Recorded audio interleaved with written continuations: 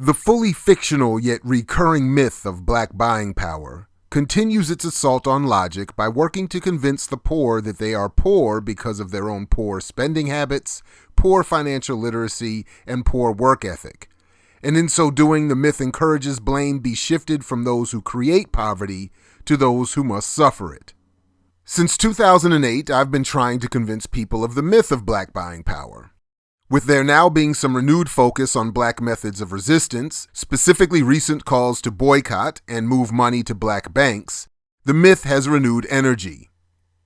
Today, some comrades of mine who work with Sputnik Radio and WPFW 89.3 FM, both in Washington, D.C., invited me to their respective programs to talk about the myth of black buying power. This is Voices with Vision. My name is Jennifer Bryant, in the studio with Netfa Freeman, Garrett Harris, and our brother, Dr. Jared Ball. Good morning. Good morning, everybody. JB. It's really good to be on Voices with Vision. I really appreciate all of your work. And it's good to be back with PFW. It's good to have I Mix What I Like back in the PFW studios. I'm still having a little trauma about I Mix What I Like not being on Friday. Me too, man. We, there's residual drama for us too. PTSD, I guess. Right. Kind. PTSD. Not doing the show anymore. But luckily, you're still around. Oh yeah, we're here. Now, you've done extensive research on this over the last several years.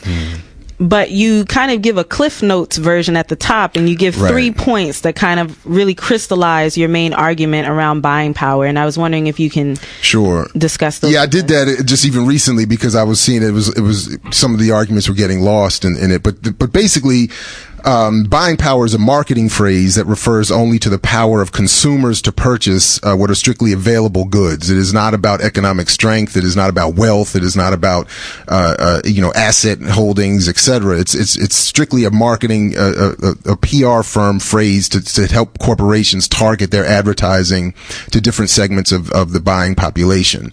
The other point was that the claim that African America has roughly $1 trillion in buying power is an entirely phony myth. As I say, like unicorns, democracy, or freedom. And is explained by looking behind some of the numbers that reports claim amassed to this $1 trillion, and we can talk about that in a moment. But those numbers just aren't real. Is the real point I'm getting at.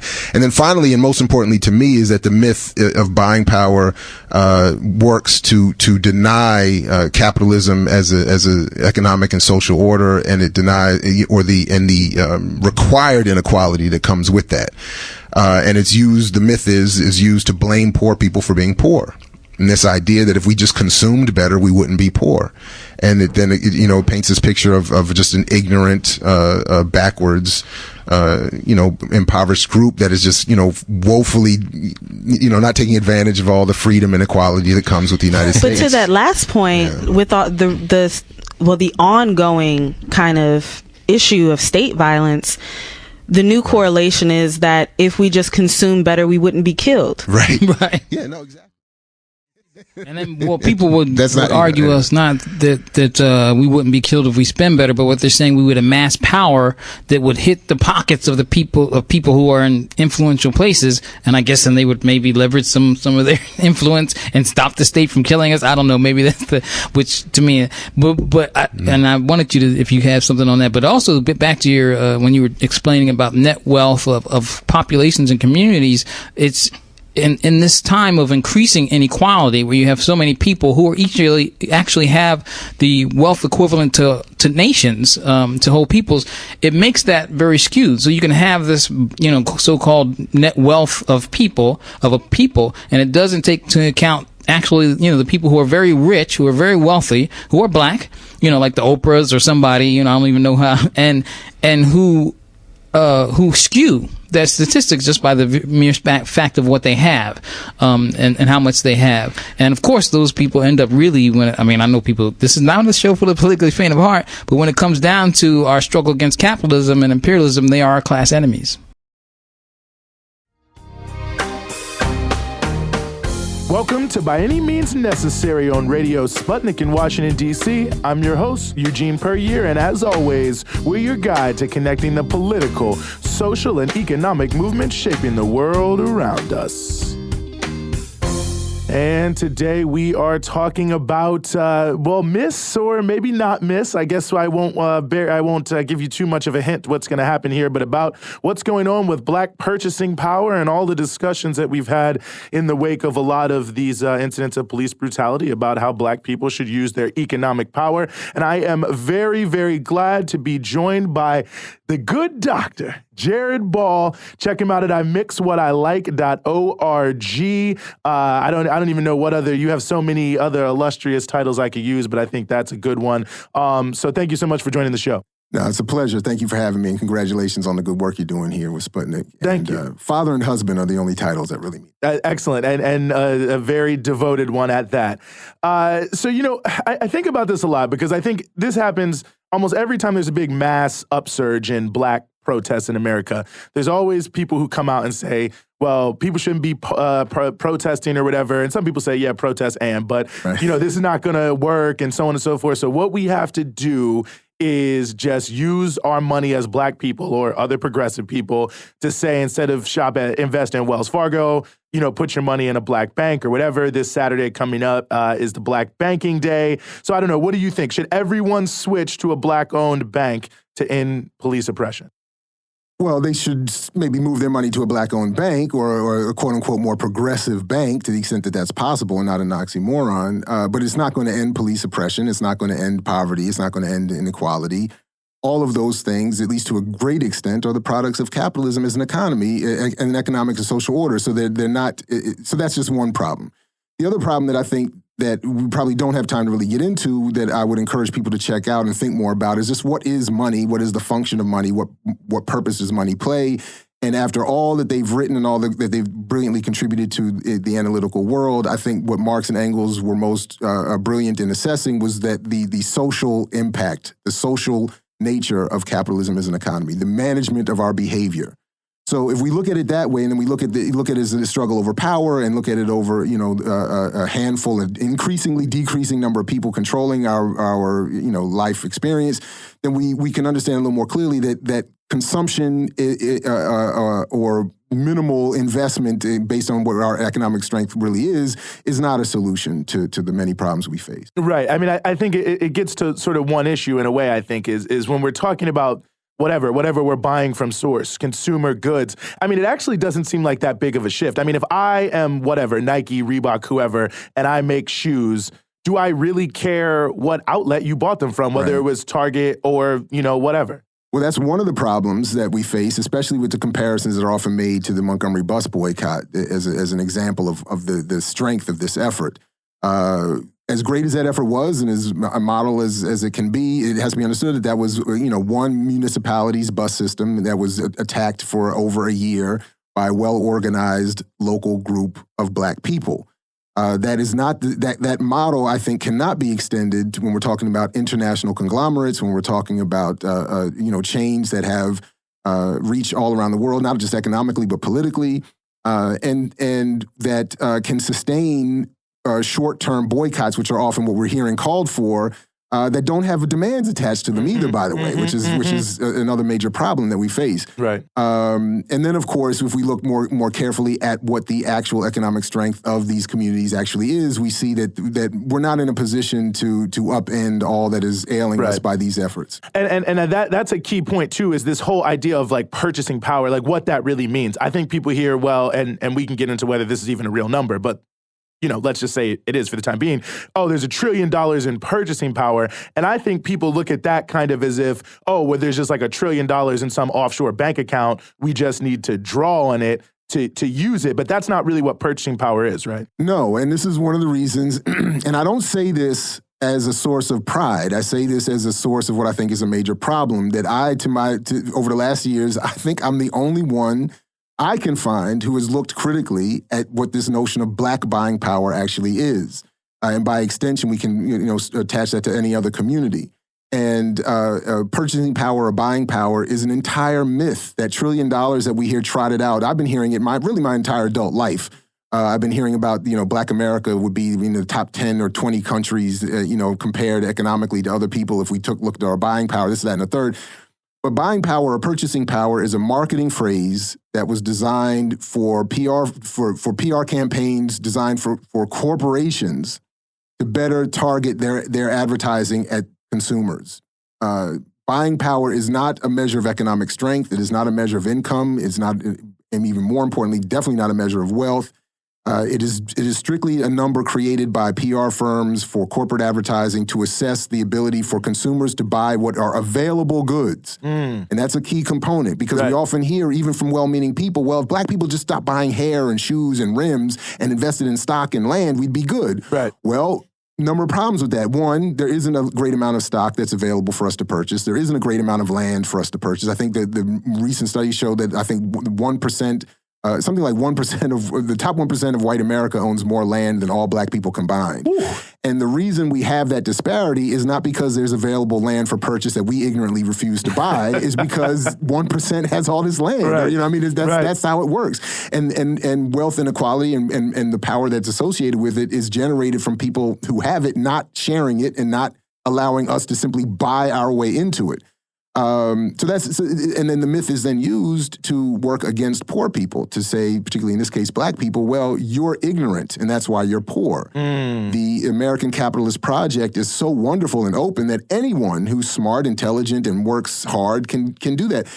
And as I know and many of your listeners already know, working people, the poorest people are often the hardest workers, and one of the reasons why they're poor is because they're not paid well for the work that they produce, and they're not paid in comparison to the wealth that they generate for other people. So when we hear of buying power, we're intentionally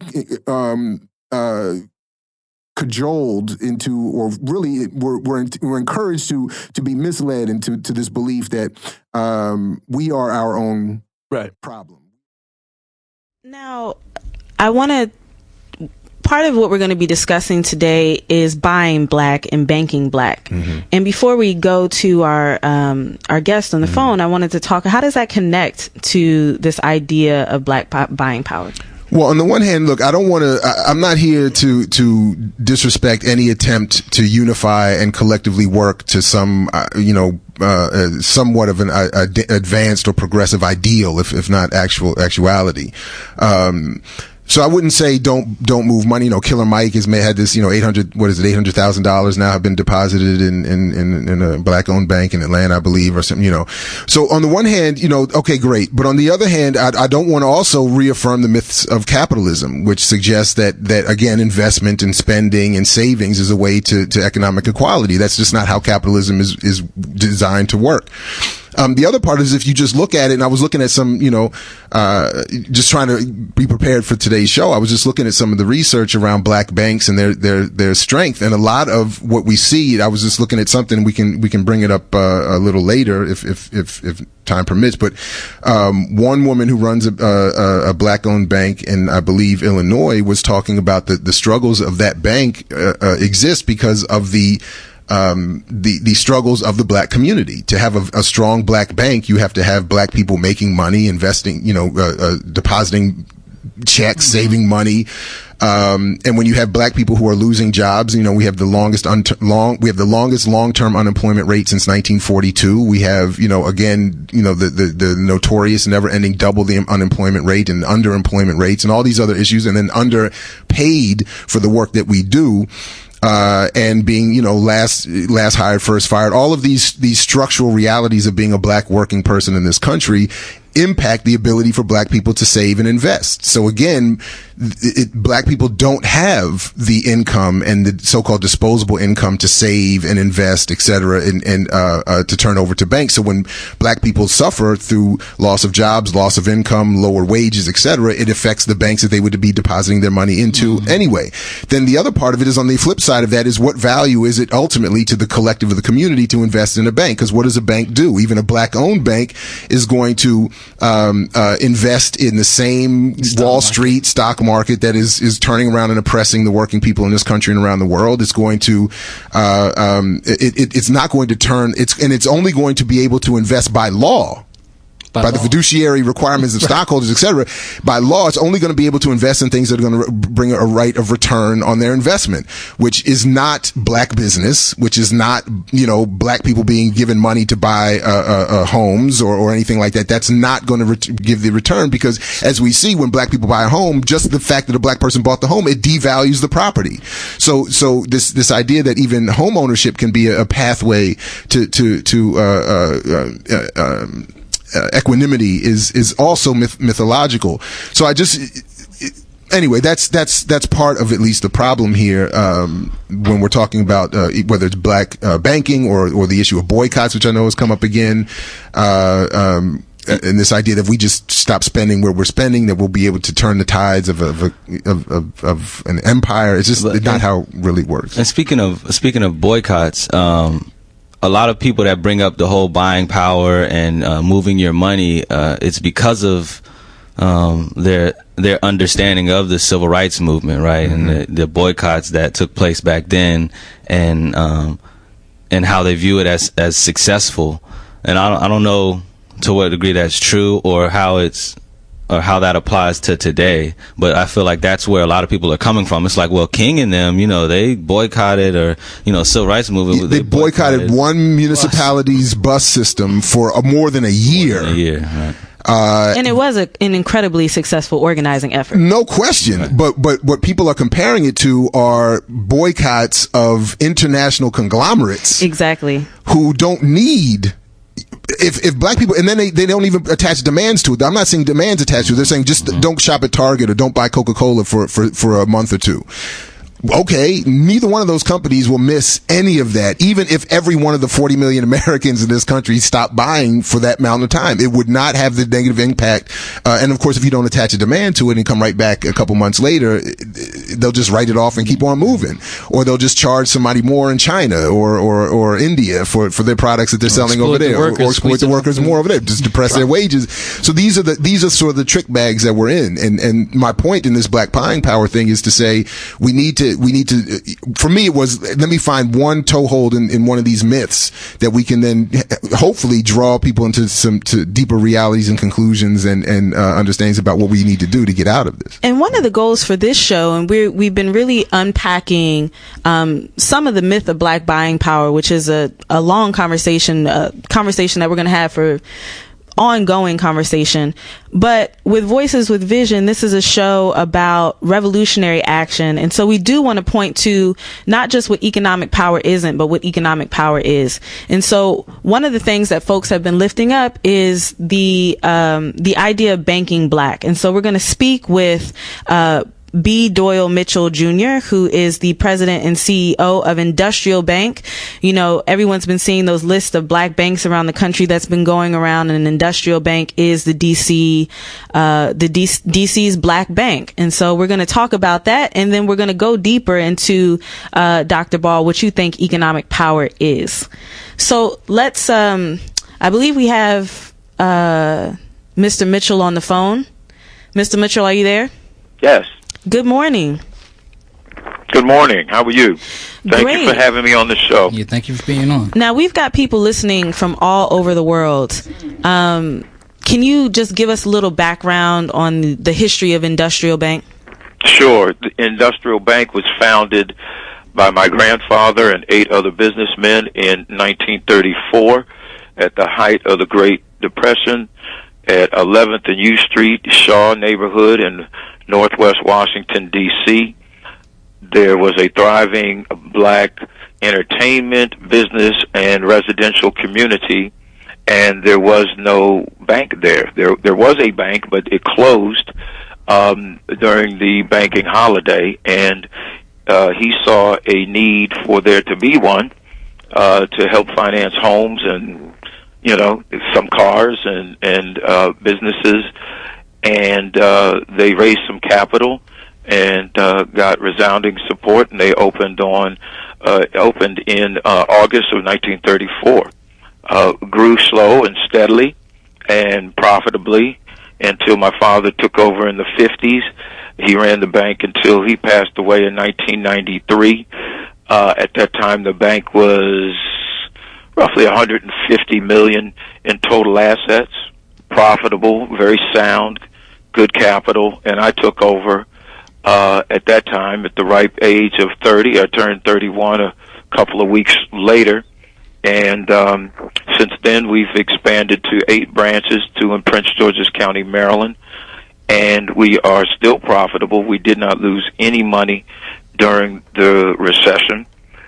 We only repossessed 3 homes since 2008, I believe, and we still have strong capital levels, good regulatory ratings, outstanding CRA rating, and we are a CDFI. We became a CDFI somewhere around 2008, 2009. It's a community development financial institution, and we're still going strong today. Now, what we've been discussing is black economics, specifically in black economics in this political moment where we're seeing increasing state violence and repression in black communities. And there's been many calls for people to buy black and bank black. I saw a post on Instagram with the hashtag Black Transfer Challenge, where they're calling for folks to go to Industrial Bank all on the same day, July 23rd at 9 a.m., this group HBCU Wall Street, to open accounts with Industrial. Have you seen an increase in new accounts as a result of this? Yes, we have. The activity has been phenomenal. It's been exponentially greater than what we normally see on any given day or any given week. We're actually still counting the number of accounts. It's happening so fast and so much, which is a wonderful thing. We're trying to keep up with processing all this activity. So we have seen a lot of activity. We are totally grateful for it. That being said, let me just say this. This is what African Americans should be doing anyway. And there have been a number of efforts over the years that have called for African Americans to, for blacks to support black businesses and support black banks. And we need to do it anyway. And if the shooting stops tomorrow, we need to keep this going. And here's the reason why. We have tremendous spending power, but it does us no good because we spend it outside of our community.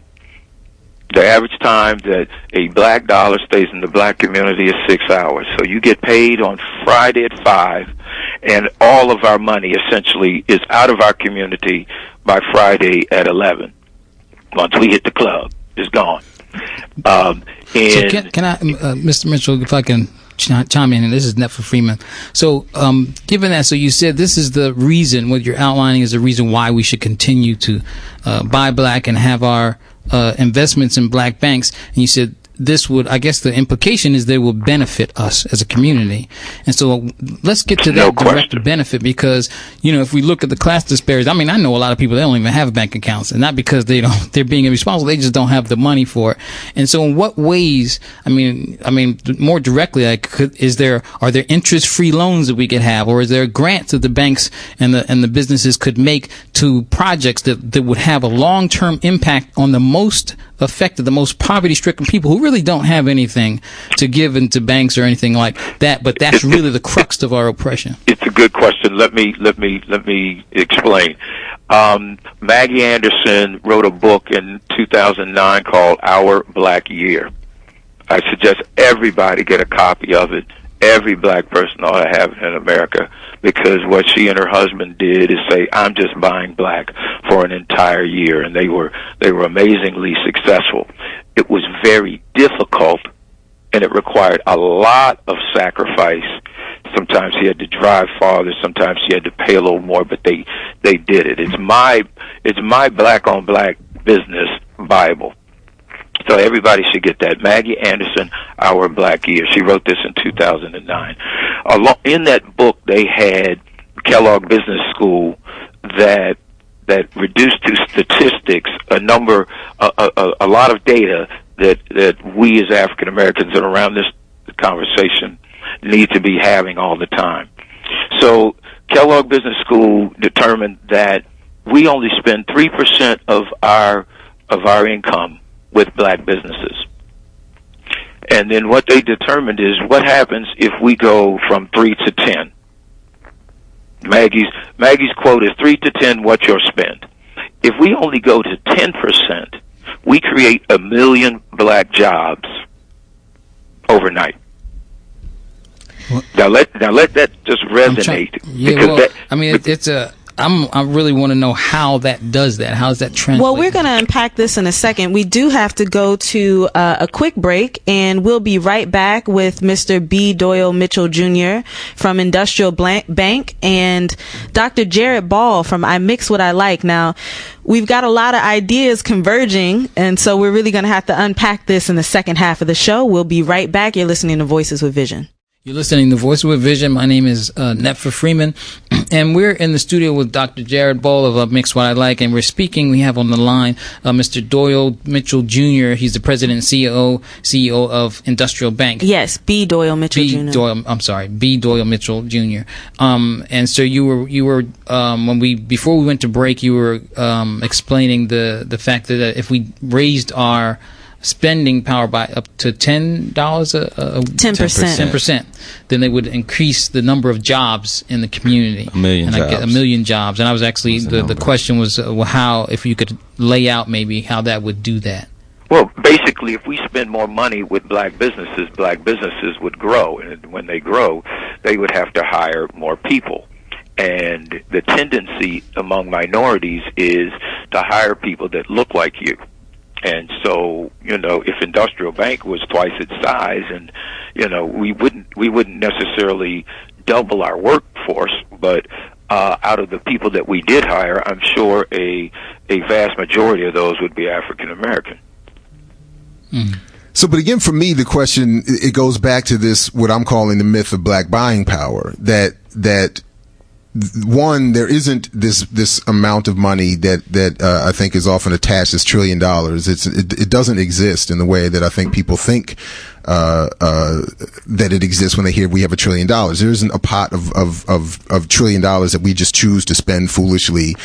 We buy what is available to us, and then. Well, of course, and then of course these numbers are themselves questionable. So, I mean, this notion of adjusting 10%. One, the question is, it's hard particularly for working black people, to find black-owned businesses that will satisfy their consumer needs, especially for regular day-to-day necessities. And can I jump in? I'm sorry to interrupt you, but I have to jump in. Okay. The trillion, 1.2, 1.3. The trillion is our GDP.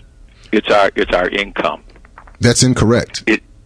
That's incorrect. That's not how those numbers are created, and that's part of what how they created. And then if we look at the research behind that number, we see that the number is itself entirely fraudulent. Right. Now that's key. Get into that, please. So what I started doing in 2008 is just trying to look more carefully at where this number was coming from, because when you look at the studies that come out all the time from the Economic Policy Institute, or from reported in Socialist Worker, or from the Party for Socialism and Liberation, or the Fairness and Equality, United for a Fair Economy group that produce these reports every year about the state of black America's economy, we see things like the net median household wealth for black America is at most $11,000. The median net worth of a working age woman of color is $5. Black America, the Economic Policy Institute says that black America is in a, quote, permanent recession, meaning that no matter how well the economy is doing, black people, because of how our position in the economy, never do well. So when you look at all these numbers, I'm saying, well, how is it then that we have this $1 trillion? And then a couple of years ago, they came out and said that I think in Native America has $100 billion in buying power. And you're like, well, wait a minute.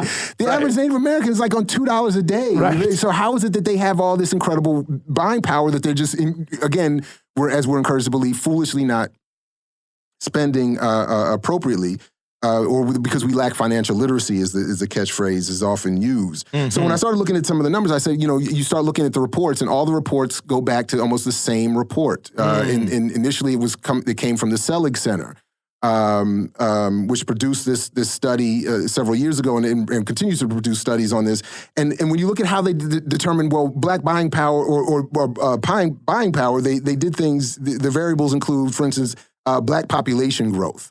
That the black population is increasing, so therefore automatically that means that we have an increased consumer power that people mistakenly mean is economic strength. Increased job opportunities was what they claim. Now, if you look at the situation for Black America and employment and unemployment or underemployment or long-term unemployment, the numbers don't really bear that out. Or they would say that there's more education coming for Black America, that more education equals more income, more that you can spend, so on and so forth. But my point is, as I read through these, as people will hear them, they're not tied to any actual number or actual amount of money that Black people have. They're all like spurious, vague, My favorite one is that they said only 8.1% of Black America is over the age of 65, at which point at which time is considered a career pinnacle, and at which point wage increase decelerate, whereas whites have 13.5% over 65, meaning that according to this logic, they have a weaker buying power because once you're older, you make less money and you spend less.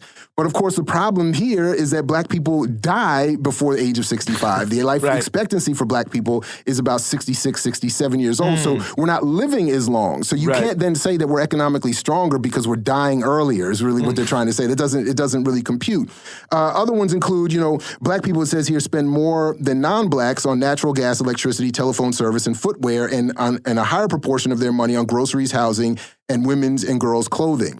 Now, how this generates to actually economic power, because we spend more on trinkets or what Fanon might have called the colonial goods that are left for us to purchase, doesn't make any sense.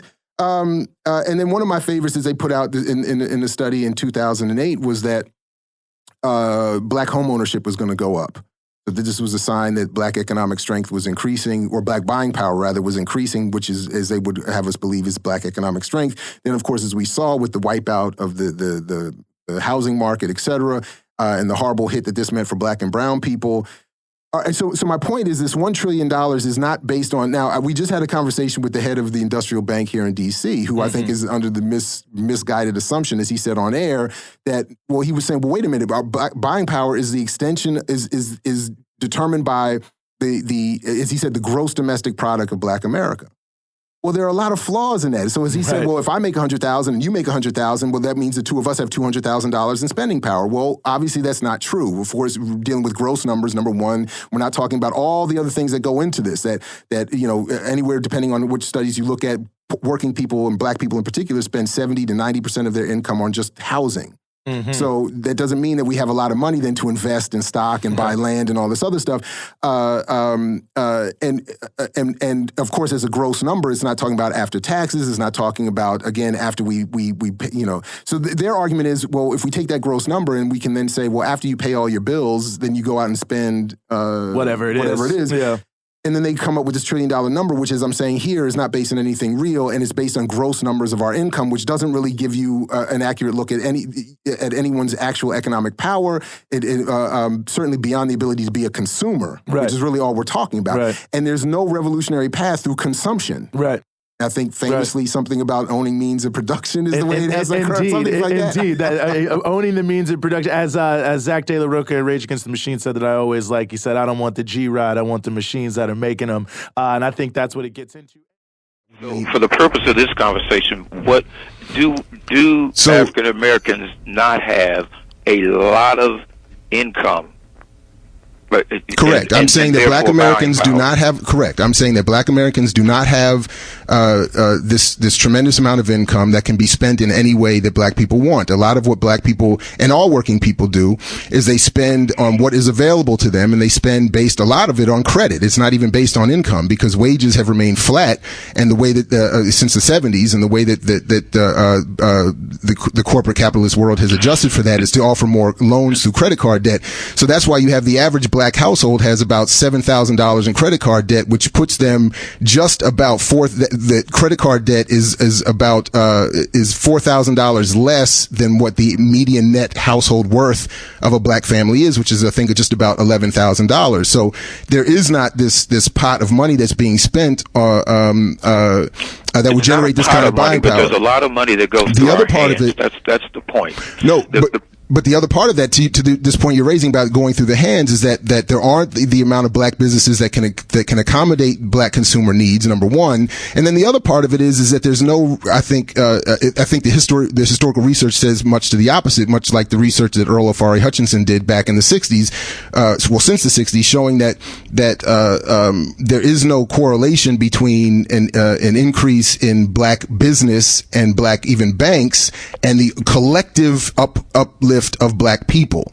So we may create a few more black wealthy individuals, but we're not going to create something that's good for the entire community. And all of this is not going to help, and so therefore we should not try it. Is that what I'm hearing? I'm not saying not to try it. I'm saying that it was not an answer to the problem that is created by capitalism and primarily by capitalism and its impact on working people. In this case, particularly black working people. So I can definitely tell you that if we redirect our income to black businesses, and it does take time and effort to find them and help grow them. It's not an easy solution. It doesn't happen overnight. But they are out there, and the more efforts we use to support them, find them, support them, and help them to grow will make a difference in our community. But we're using this as an excuse as to someone who makes $35,000 or $50,000 not to even try to find black businesses or not to even open up an account at a black bank. No, I'm saying don't blame them, because if you're only making $35,000, which is the average, salary of a working person across races, so it's lower for black people actually, and we're talking about communities that are spending upwards of 70, in some cases 90% of their income just on housing. There isn't this, and there isn't leftover money for buying a lot of different things and supporting a lot of different businesses. So that's part of the problem. Well, I just wanted to go back to an earlier point. So, Mr. Mitchell, you said that there's been a marked increase in the number of new accounts. Yes. How does that actually translate in community? Where does that money go? How does it benefit black folks in DC? And I will say that I've seen Industrial Bank has, funded events. I live in Southeast, and I've seen Industrial Bank sponsor events, and I've seen Industrial Bank at home buyers fairs for targeted at African American populations east of the river. So I know you guys are doing work, but how does it actually translate to, and I think what Dr. Ball is pointing to, not just individual wealth, but community wealth? Yes, but I just have to say, I think it's a ridiculous notion that we do not have some money, each and every person almost, that we can redirect to black businesses, and the power of that nationally can be tremendous. However we determine income and so forth, it can be tremendous. Now, how does it help the community and individuals as far as Industrial Bank is concerned? I have to tell you about what we do. And we do a whole bunch of things, some of them you already mentioned, to help our communities. And obviously, if we are larger, we can do a whole lot more. And pound for pound, African American banks do a whole lot more for African Americans in terms of housing, pound for pound, than any banks in the country. If you want to see FDIC's study on minority banks, it's right in there. But we are a Cdfi, Community Development Financial Institution, which means 60% of our total assets must be reinvested in low and moderate income areas. Now, we're certified by the U.S. Treasury Department. There's applications we have to fill out to be certified and recertified. So, and Industrial Bank is not much different than other black banks around the country. So I can kind of speak for all minority banks, but in particular African American banks. So as we speak now, we are continually making loans in low and moderate income census tracts. Pound for pound, we make loans to low and moderate income individuals, and we invest in the community. We support nonprofits to provide services in the community that are badly needed. We go out and we spend community hours on a number of things. We do financial literacy in our community, the African American community. We log over 1,000 hours in community service and financial literacy training in our community. What we do on a day-to-day basis is when someone comes in the bank and opens up an account or they apply for a loan, many times we have to walk them through the process. We're going to explain things to them that they may not readily understand. A lot of our customers are very sophisticated. They understand that. They don't need that service. But sometimes a widow may need that service, and we're going to spend the time and we're going to hold their hands on through the process. Why? Because we really care. We care about our customers, and we outcare any bank in town, I can guarantee it. And when we on the loan side, we want to make loans. And so we are always spending time trying to figure out, is there another way we can structure this loan? We can structure this deal. Okay, they have a 580 credit score. Is there a good story behind this? Are they telling me the story? Do I think they're honest about them telling me the story? And then can I run credit reports and do my own analysis to in some way, shape, or form verify that story? That doesn't mean every time we can make that loan, but we do try hard and we do make exceptions in many cases. And while people think we're conservative, we have done a lot of loans that other banks will not do because we care. And you can't get that from just any institution around. So as we get larger, and right now we've made loans to the point where we need deposits because the market has been so good. We've been making so many loans in our community. We need deposits to help fund them. And so these deposits are going to go right back into our loan portfolio. It's going to go right back into us doing what we do as a Cdfi. It's going to go right back into our commitment to provide community support and financial literacy every day. And I can guarantee it's going to go to good value right in our community. And so we're talking with Mr. B. Doyle Mitchell Jr., President and CEO of Industrial Bank, the black bank in D.C., been around for a very long time. Thank you so much for joining us this morning on Voices with Vision. The other thing about it is it just strikes me as a little ahistorical, too. I mean, people act as if, like, oh, we just need to get land, like no one ever thought of that. Right. You know what I mean? Like, you had the whole Reconstruction confiscation movement, which was crushed. You had revolutionary movements like Republic of New Africa and others who were trying to get the land. They were crushed. You even had, like, basically, I don't want to say mainstream because they were, good progressive people. But you look at what Shirley and Charles Sherrod did with the large cooperative farms. You look at what the black farmers have gone through. And the USDA colluded to make sure you couldn't get credit, you couldn't market your goods. And so, I mean, to some extent, it seems like we're underselling the fact that, the capitalist system is set up in such a way, it's racially stratified in such a way, and that once you get to a certain level of success in challenging that, they're going to try to crush you. Of course. I mean, again, I agree with all of that, and I would encourage people. In my classes, we always joke, don't take my word for it. Go prove me wrong. And I think in the process of that exercise, it will increase our understanding and increase our struggle and take us to a new level. So that's really all I'm advocating here by challenging this myth of buying power.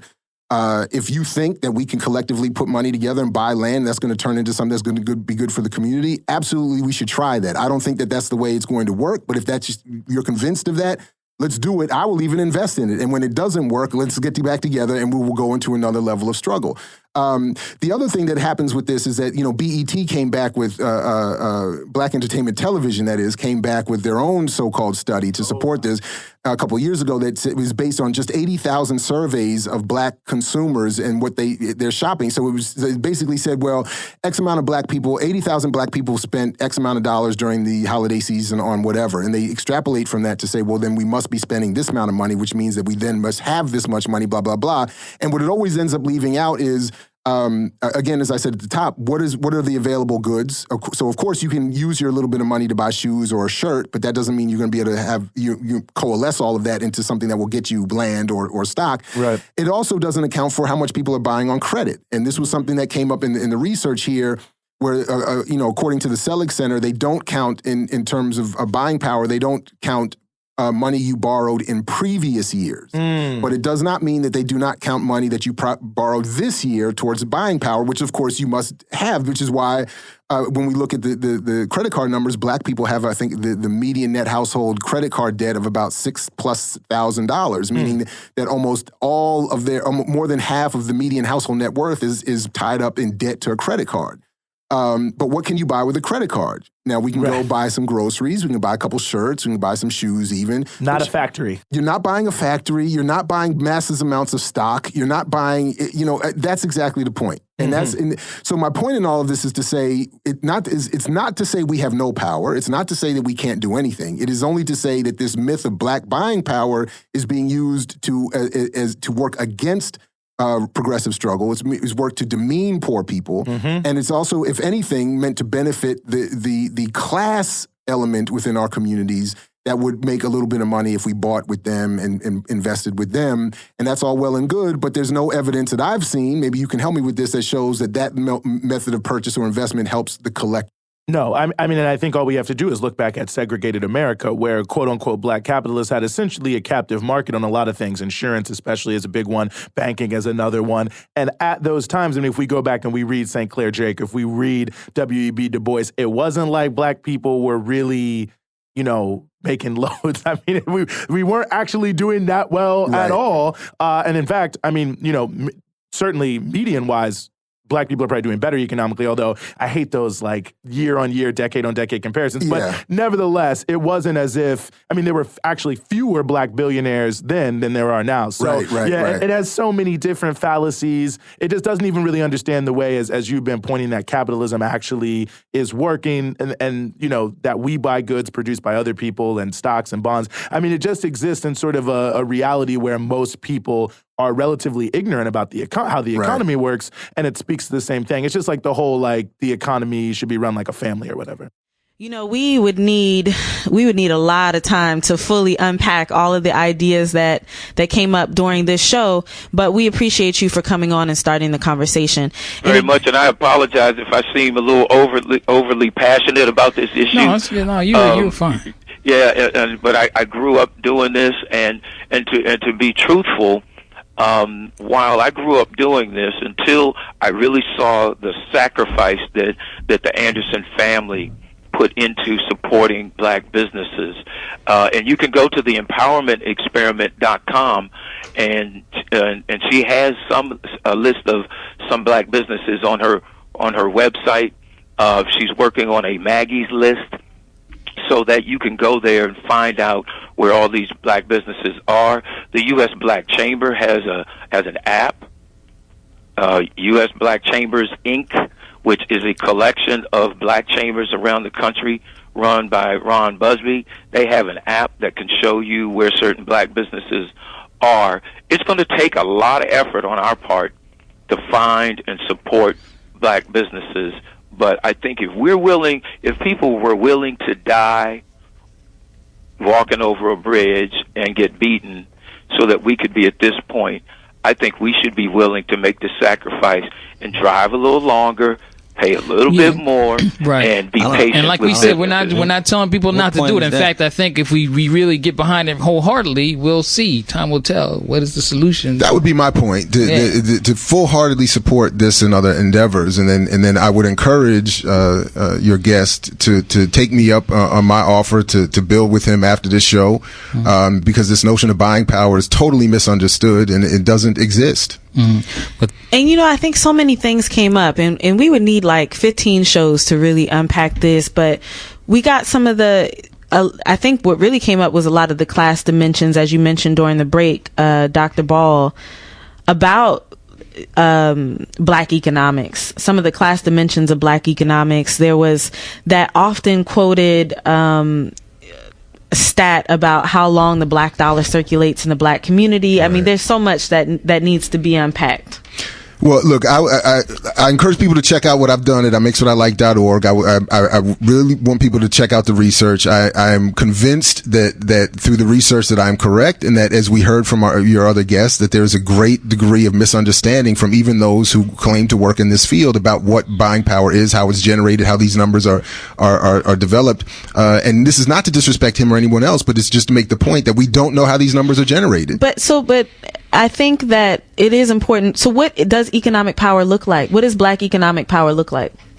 Black economic power, it looks like poor people using the whatever resources they have to the best of their ability. But I don't think that there's much economic power to be had outside of real organization. So we have to organize, and then pulling our resources together and making like cooperative, communal type projects. Exactly. Forget funding, but actually address the fundamental human needs that people have: feeding, clothing, housing. And this doesn't have to be finance capital. I mean, we really need to harness some stuff here. Oh, and for those that may not know, I do cooperative development work. And that is the work. I just want to be clear. I'm just raising the question with Dr. Paul. And I'm sorry, I should have answered that way. And I would just encourage people to look at them as the Panthers used to describe as survival programs, not solutions to our problem. And I think will be best served by that. Thanks again, everybody. We're going to end with a little KT and then fall back up after that if you're not for the liberation of the people.